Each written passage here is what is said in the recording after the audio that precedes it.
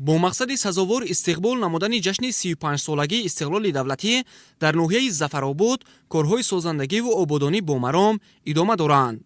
сокинони соҳибкорони ноҳия дар пайравӣ ба сиёсати созанда ва ҳидоятҳои асосгузори сулҳу ваҳдати миллӣ пешвои миллат президенти ҷумҳурии Тоҷикистон муҳтарам Эмомалӣ Раҳмон тасвиб гирифтанд ки иншооти гуногун бунёд намуда дар беҳтар гардидани шароити иҷтимоии иқтисодӣ саҳми арзанда гузоранд.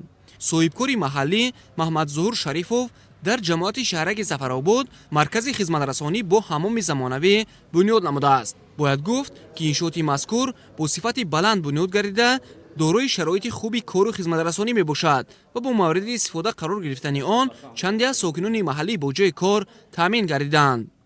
мавриди зикр аст ки Бахшида ба ҷашни 35-солагии истиқлолият дар ноҳияи Зафаробод нақшаи чорабиниҳо иборат аст 590 банд ба тасвиб расида то ба ин дам 574 банди он иҷро гардидааст. айни замон корҳои сохтмонӣ дар иншооти боқимонда бо маром идома дорад. дар самти анҷоми корҳои ободонӣ мунфаршкунии роҳҳо низ дар ноҳия назаррас арзёбӣ карда мешавад. ба таъкиди масъулон танҳо дар давоми 9 моҳи соли ҷорӣ ба масофаи 10 километр таъмири асосӣ, 73 километр таъмири ҷорӣ ва 25 километр шағалпӯш карда шудааст.